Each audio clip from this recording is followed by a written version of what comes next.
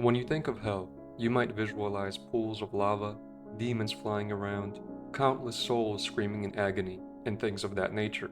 And although these depictions are absolutely terrifying, there are other scenarios that are arguably worse, like being stuck in a limbo fever dream where all logic is absent and nothing you do can change your fate. So in this video, I will talk about my favorite depictions of hell, both those classic versions with demons and pitchforks, as well as those other ones, that I believe are far more disturbing. I haven't talked about movies on this channel yet, but I have a huge love for them, horror movies specifically, and this seemed like the right time to share some that I've seen and liked. Needless to say that I will be entirely spoiling every movie I talk about, so have that in mind. But anyways, let's get started. So the first movie on our list is the obscure 1979 Yugoslavian historical fantasy known in English as The Man to Destroy. This is absolutely a standout of Yugoslavian cinema, being one of not many fantasy films. For some quick context, the plot is based on a Montenegrin legend about ruler Stephen the Little, who appeared out of nowhere in 1766 and became the first and only Tsar of Montenegro, because it was for some reason believed that he was actually the deceased Russian Emperor Peter III. In the movie, Stephen's mysterious emergence and rise to power is explained by him being an emissary sent by Satan in order to regain the balance between good and evil on Earth. The movie itself is alright, but the big highlight is a 15-minute long sequence in hell that features a bunch of colorful and disturbing characters, which we get to see by following a piece of parchment that a demon throws into a well, and the message has to reach Satan.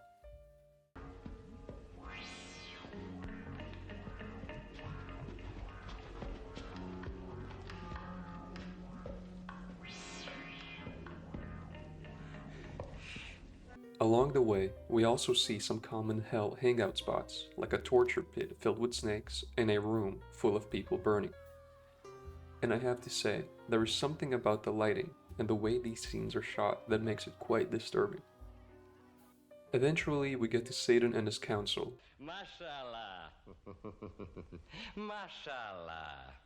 where it is decided that they will send a Peter III lookalike to Montenegro and then eventually Russia. This second part doesn't happen because the lookalike falls in love with the great spirit of the Montenegrin people. Satan sends two guys to visit the bookkeeper. He gives them a list of Peter's lookalikes from which they select Farfa, a school teacher.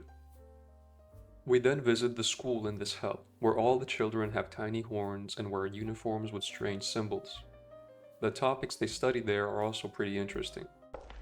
A ko će nam reći kako crkva ostvaruje svoju vlast na zemlji, a kako mi? Ajde ti. Isto kao mi, radi sve na prevaru, petlja se u državne udare, služi se vojnom snagom, raznim špijunima i policijom. There are some hellish beasts, which I always love to see in movies, like these armored guards with dog heads and this cane corso with horns. There is a level of bureaucracy that is featured in this hell, which is actually a theme that will appear in another mention in this video. Just from what is shown to us, there is a mailman, Satan's secretary, Satan's other secretary, bookkeeper, yes man who prays everything he does, and the large council of demons from countries around the world. If we ignore the part of the plot that deals with Montenegrin politics, to me this is a pretty spot-on depiction of how I've always imagined hell. There are people suffering all around. Satan has his own big room, and there is a complex system of demons that manage the place. There is nothing really unique or different about this hell. It is just demons and pitchforks. But that's fine, and that's why this is first on my list, a classic, base version of hell.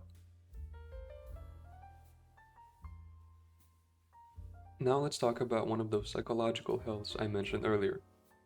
Jacob's Ladder is a 1990 psychological horror film which follows Jacob Singer, a Vietnam War veteran, who experiences haunting visions, bizarre hallucinations, and unexplainable events as he tries to piece together what is happening to him. From what I understand, the film represents Jacob's experience in the final moments of his death in Vietnam. In this sense, the entire film is Jacob's personalized version of hell. Jacob is desperately trying to understand his situation throughout the entire movie, but he never gets anywhere with it. Although there are sprinkles of horror that come out of nowhere all throughout the movie, there are two scenes that I think are worth mentioning here. One moment where the movie truly dials up on the atmosphere is during a party scene. What begins as a normal party quickly shifts into something much stranger. Lights are flashing and bizarre visuals start to appear.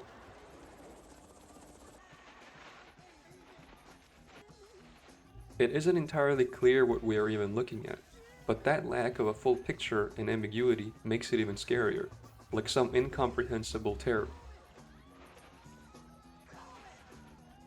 Eventually, people start growing tails and horns from their mouths. Another scene that perfectly captures this hell is the hospital scene.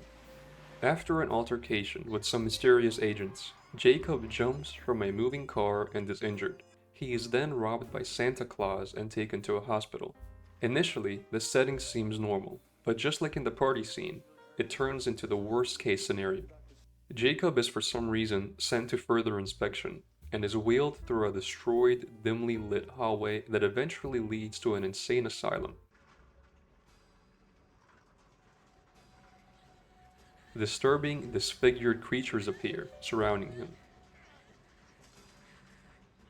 The scene becomes even more intense when Jacob gets strapped to a patient chair, and evil-looking doctors, or demons, circle him, preparing to drill into his brain. The entire sequence encapsulates the overwhelming dread of this movie. What starts as a routine medical procedure spirals into a nightmare, showing how Jacob's grip on reality continues to slip away. But perhaps what's most terrifying about the movie isn't these moments of visceral horror, but the fact that Jacob is constantly searching for answers and never getting anywhere. He's stuck in this nightmarish limbo, always running but never arriving. Like when you wake up from a dream into another dream, but it never ends. This sense of being trapped, no matter what logical steps you take, with no way out, might just be the scariest version of hell I could imagine. The first movie I talked about was a classic depiction of hell. But if hell is real, I would imagine it to be more like this. In your last moments alive, you are reliving your familiar life, but it is just twisted and wrong, absent from all logic and reason.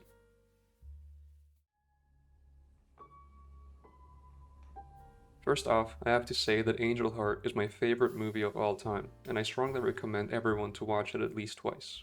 This one doesn't explicitly portray hell as the other two did, but rather in this movie, hell is simply an elevator. The story follows Harry Angel, a private investigator hired by Satan to track down a missing man.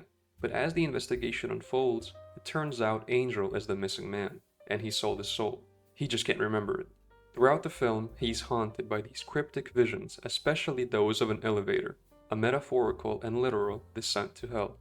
What strikes me as the most terrifying aspect of this movie is how Angel slowly comes to terms with his own damnation.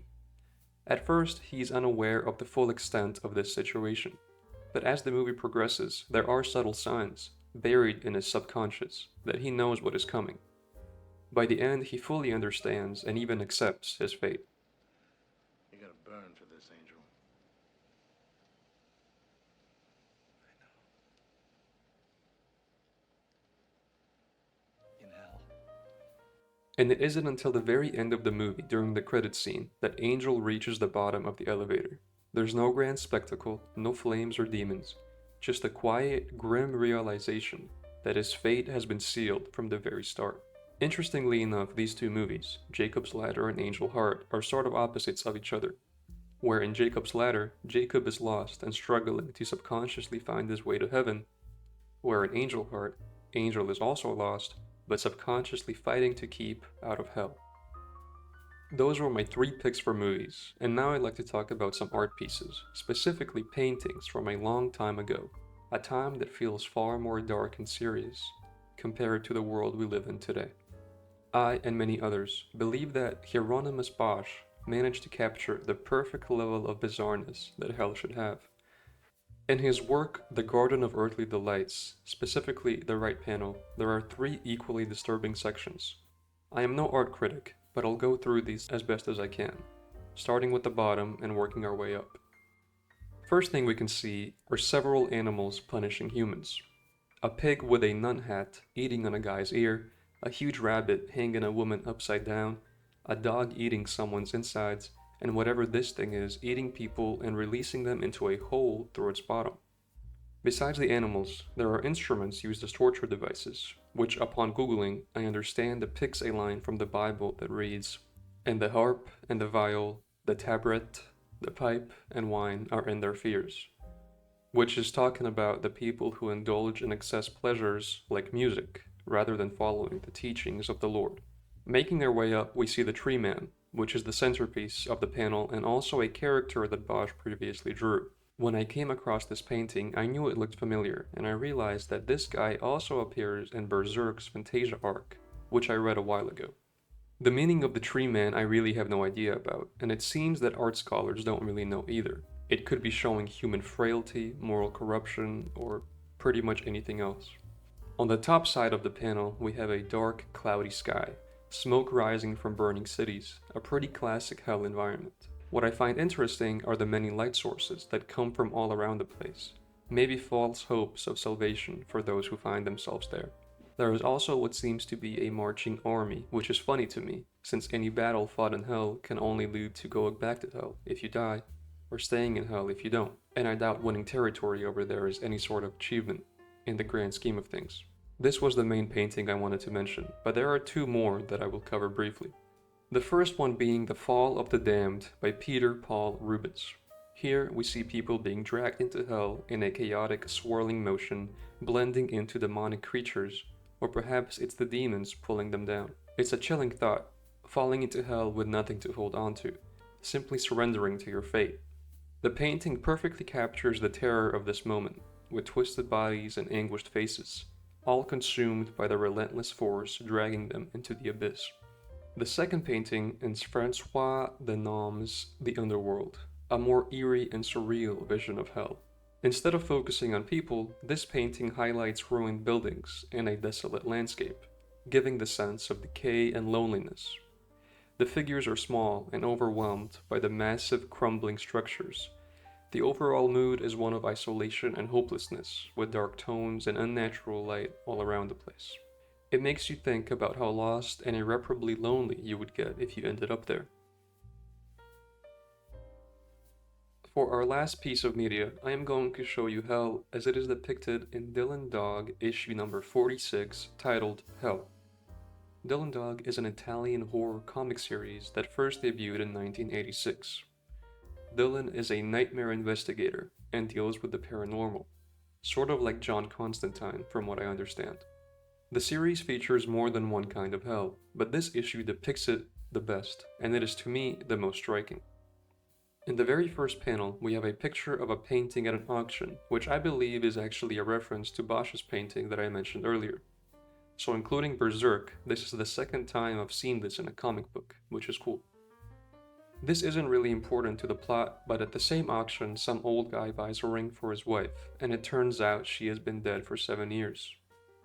He drinks a poison to join her in heaven/hell, because they're the same in this universe, and they go together to an idyllic landscape. So this is arguably heaven, compared to the other hells that appear later on. In the main plot, Dylan is hired by an old girlfriend, whose boyfriend died and she wants to communicate with him through the help of a medium. Dylan is reluctant because he doesn't believe in mediums, but he eventually agrees and attends the seance with her. This is when we get to see the hell the boyfriend found himself in. It is a bureaucratic nightmare filled with all sorts of illogical characters, just how it should be. There is the boss with 2 faces who runs the place. The boyfriend gets in trouble for accepting a call from the living world, and after some trouble he actually manages to escape hell into the real world. He roams the streets of the living world and realizes he feels wrong and doesn't belong. To him, this is now as bad as hell is. He then locates a guy he has a grudge against, and he kills him. This guy first ends up in a different hell. He's on a huge cruise ship, and as he explores, he sees the Titanic pass by with skeletons on board. A sailor approaches him and says that he doesn't have a ticket, meaning he has to leave. He's then thrown overboard. He boards the train and is off to his predestined hell, because from what I understand, that's how it works in this universe. Everybody gets their own hell. And his trip to the cruise ship was some sort of glitch. He shouldn't have been there. Maybe it's because of the unnatural way of his death. he was killed by someone who shouldn't be alive. Later on in the comic, the boyfriend explains that there are billions of different hells, and even lists the classical version as one of the options. I like the hell in this universe, and how everyone kind of gets their own, and if you're lucky, you will share one with your partner, like the old couple in the beginning. Thank you all very much for watching. I love talking about movies in this video, and can't wait to share some more in the future video. So you can expect that. Please consider subscribing if you like this kind of content.